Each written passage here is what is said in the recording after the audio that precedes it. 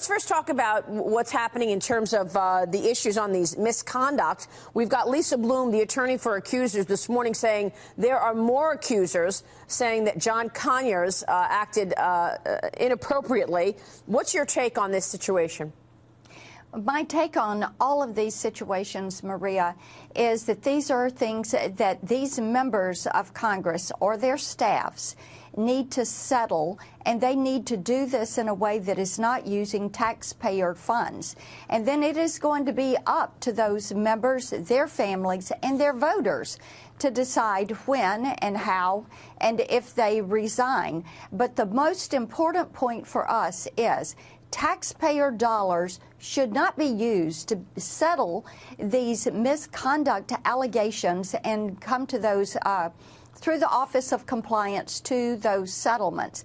And this is what Representative DeSantis, and then you had Gabbard, Rice, and Cooper, who joined with us in doing a bill that says you cannot use taxpayer funds to pay for these sexual harassment settlements. And if you did, you need to pay these back with interest. And we need to bring some transparency and accountability to this fund and to the Office of Compliance. Yeah, especially since the American people had no idea any of this was going on. What exactly is that fund for? I mean, is this all sexual harassment payouts, or is this payouts for other things as well, like asbestos and other issues that the American people were unaware of? You're exactly right. The fund is used to pay many different types of settlements and claims. And it could be an American with Disabilities Act claim. It could be asbestos. It could be something dealing with Capitol Police or the architect of the Capitol. Our point is, when it comes to the hostile work environment and sexual harassment, that those claims should not be settled with taxpayer funds. That should be the responsibility of that individual. Because, Maria, we're talking about things that are happening within the work of your official duties as a member of Congress.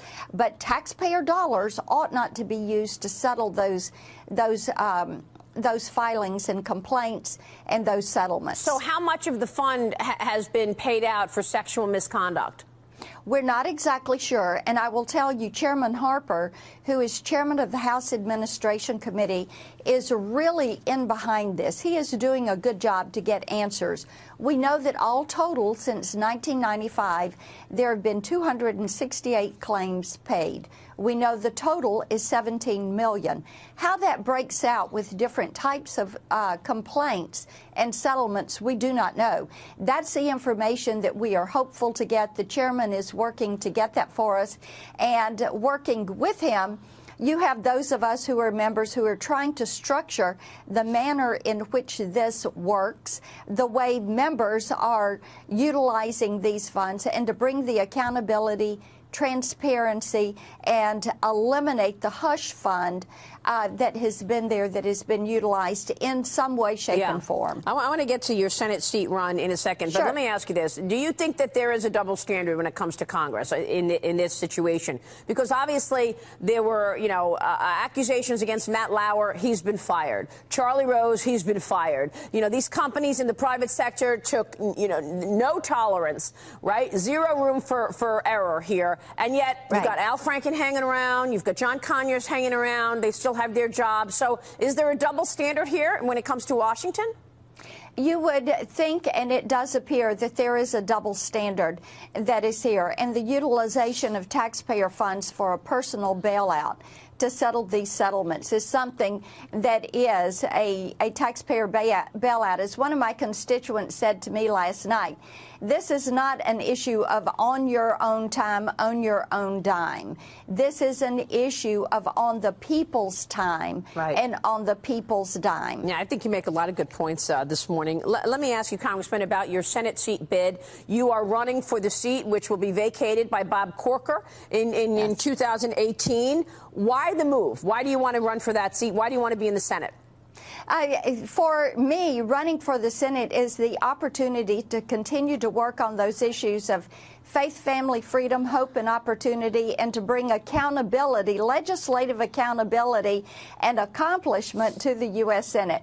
I think everybody is frustrated with the U.S. Senate, and we all cheered when they passed their tax bill on Friday night.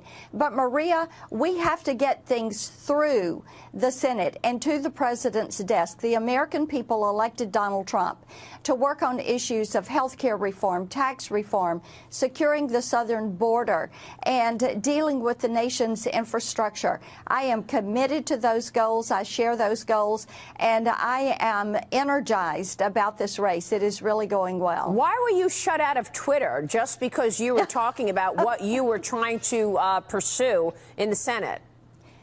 I was shut out because I used some pro-life language, and they considered it to be inflammatory.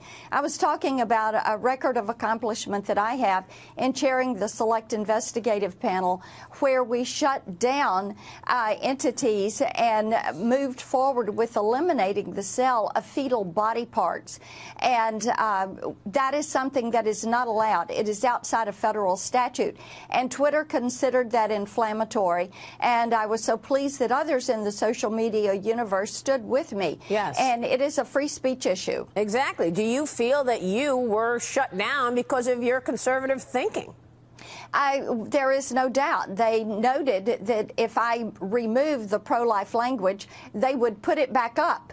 And I said, no, I'm not going to remove the pro-life language because I am 100% pro-life. Right. So finally, they changed their mind, and they allowed the announcement to go back up. Well, we just tweeted out that you're on the show. We'll be watching the developments. Obviously, big week for the Senate this week. We know Yes, Bob it is. Corker voted no on that tax plan, by the way.